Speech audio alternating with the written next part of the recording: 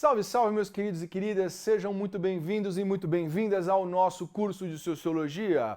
Trago para vocês aqui hoje uma diquinha para o nosso querido Enem, ok? Vamos lá então para a nossa dica de hoje, meus queridos e queridas. A dica de hoje fala sobre a importância da sociologia hoje, perfeito? Galera, meus queridos e queridas, a sociologia, como eu disse para vocês em outras oportunidades, ela vem sendo cada vez mais demandada pela sociedade, perfeito? E não é à toa que os vestibulares vêm cobrando cada vez mais um conhecimento sociológico, um conhecimento que é aquilo que os aprendizes de sociologia devem ter, que é justamente a imaginação sociológica, perfeito? Por que que a sociologia ela vem adquirindo uma importância em tempos atuais, perfeito? Por diversos fatores, mas aqui eu elenquei 3 fatores que são muito atuais, perfeito? Vocês sabem que o vestibular, que o Exame Nacional do Ensino Médio cobra muito essa questão de atualidade vinculada a um conhecimento mais profundo, perfeito? E aqui no caso, a sociologia vai nos servir de base justamente para analisar a pós-verdade, né, um conceito de pós-verdade, conceito de fake news e conceito de negacionismo científico, perfeito? Bom, primeiramente, o que é a pós-verdade? De forma simples e direta, meus queridos e queridas, a pós-verdade é quando o indivíduo deixa de lado os fatos, marginaliza os fatos, não valoriza os fatos, né? Valoriza, na verdade, o quê? Uma subjetividade, uma leitura parcial, individual, particular, uma convicção, perfeito? Sobretudo, daquilo que ele tem sobre o fato que foi apresentado, perfeito? Então a pós-verdade, na verdade, não é uma verdade, né? A pós-verdade é simplesmente quando as convicções pessoais, a experiência particular e imediata se sobrepõem à própria realidade dos fatos, à própria valorização dos fatos, perfeito?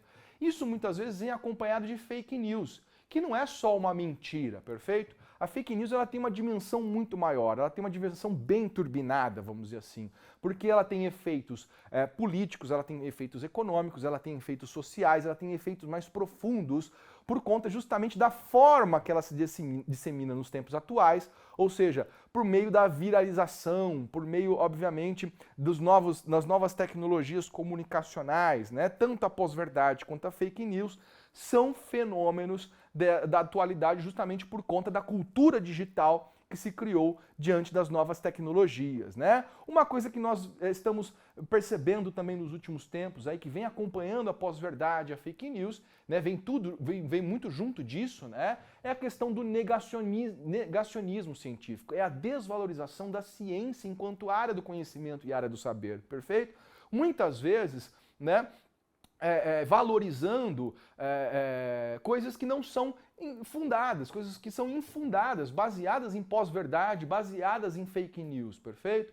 Então, a sociologia, em que sentido ela pode nos auxiliar? Olha aí, a sociologia, meus queridos e queridas, ela pode, por exemplo, reavivar, valorizar e credibilizar na sociedade os debates em torno, olha lá, do conhecimento científico como busca da objetividade.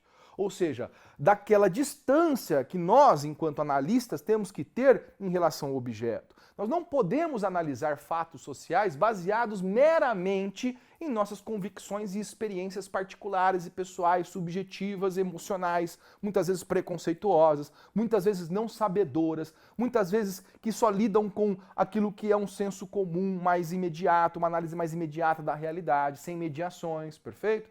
Então, a objetividade é isso. Olha, ou seja, é o quê? É aquilo que é testado, acompanha no slide, aquilo que é testado, que é verificado, que é analisado, que é criticado por pares.